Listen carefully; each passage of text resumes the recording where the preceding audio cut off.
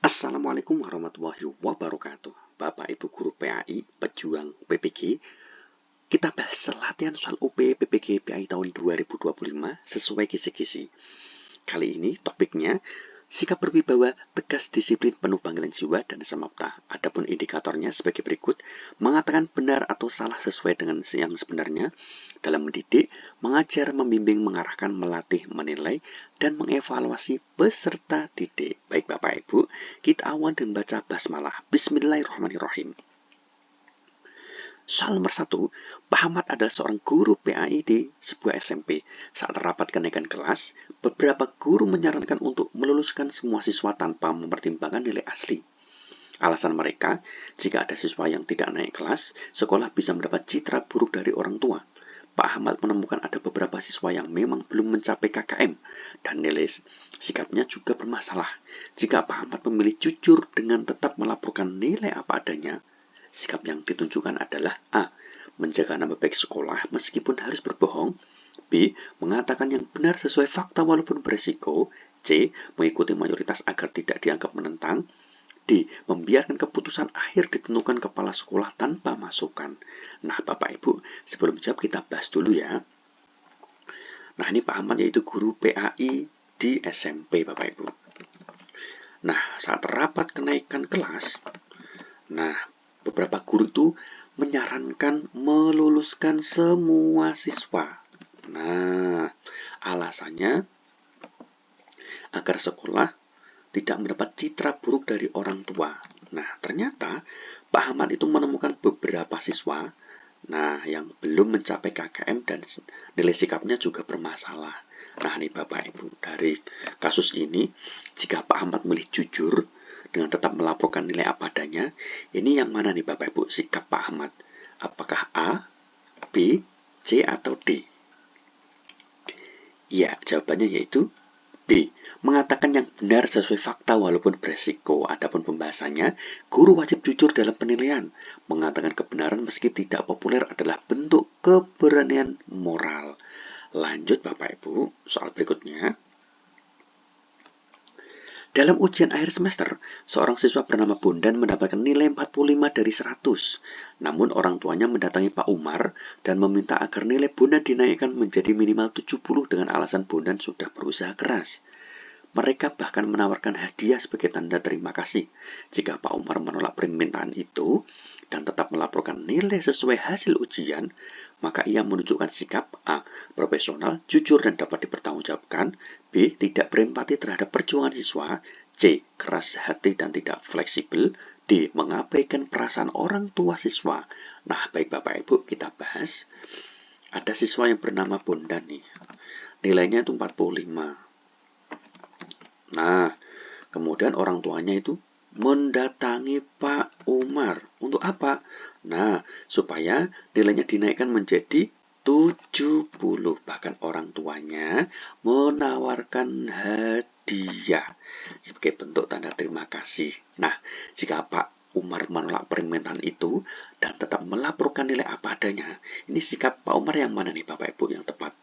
A, B, C, atau D? Iya, Bapak Ibu, jawabannya adalah A. Profesional, jujur, dan dapat dipertanggungjawabkan. Adapun pembahasannya sebagai berikut. Menilai harus sesuai fakta hasil belajar, bukan karena permintaan atau hadiah. Lanjut, soal berikutnya. Suatu ketika, Pak Doni melakukan evaluasi sikap spiritual peserta didik. Ia mendapat laporan bahwa ia mendapat laporan bahwa seorang siswa terlihat rajin sholat di sekolah. Namun di rumah, ia sering berkata kasar kepada orang tuanya. Jika Pak Doni ingin memberikan penilaian yang adil dan jujur, tindakan terbaik adalah A. Memberi nilai tinggi berdasarkan perilaku di sekolah saja. B. Memberi nilai rendah karena laporan perilaku buruk di rumah. C. Melakukan konfirmasi dari berbagai sumber agar penilaian sesuai kenyataan. D. Mengabaikan laporan dari luar sekolah karena bukan ranahnya. Nah, Bapak Ibu, kita bahas dulu ya. Pak Doni akan melakukan evaluasi sikap spiritual peserta didik. Nah, ada seorang siswa yang rajin sholat di sekolah. Namun ketika di rumah ia sering berkata kasar kepada orang tuanya. Nah, ini Bapak Ibu. Jika Pak Doni ingin memberikan penilaian yang adil dan jujur, ini tindakan yang tepat mana nih Bapak Ibu? Apakah A, B, C, atau D? Ya, Bapak Ibu, jawabannya tepat adalah C. Melakukan konfirmasi dari berbagai sumber agar penilaian sesuai kenyataan. Adapun pembahasannya sebagai berikut, penilaian sikap harus holistik, tidak hanya di sekolah. Guru wajib memverifikasi informasi agar sesuai fakta. Nah, ini Bapak Ibu ya, nomor 3 jawabannya C. Lanjut soal berikutnya. Dalam sebuah penelitian tindakan kelas, Pak Ferry menemukan hasil yang tidak sesuai harapan. Agar laporan terlihat baik, beberapa rekan menyarankan agar ia sedikit memanipulasi data. Namun ia menyadari bahwa hal tersebut tidak sesuai dengan prinsip akademik. Jika ia tetap melaporkan data asli apa adanya, sikap yang ia tunjukkan adalah A. Keberanian moral untuk mengatakan yang benar meski hasilnya tidak sempurna. B. Kelemahan karena tidak pandai menyajikan laporan. C. Kurang bijak karena bisa merugikan reputasi sekolah. D. Tidak peduli terhadap standar penilaian. Baik Bapak Ibu, ini Pak Ferry Bapak Ibu ya, akan melakukan penelitian tindakan kelas. Nah, kemudian Pak Ferry ini menemukan hasil yang tidak sesuai harapan. Nah, kemudian dari teman-temannya, dari teman guru menyarankan agar sedikit memanipulasi data. Nah, tapi Pak Ferry menyadari bahwasanya hal tersebut tidak sesuai dengan prinsip akademik. Nah, ini Bapak Ibu. Nah, jika Pak Ferry tetap melaporkan data asli apa adanya, ini sikap yang ditunjukkan Pak Ferry yang mana nih Bapak Ibu? Jawabannya A, B, C, atau D? Iya, Bapak Ibu, jawabannya adalah A.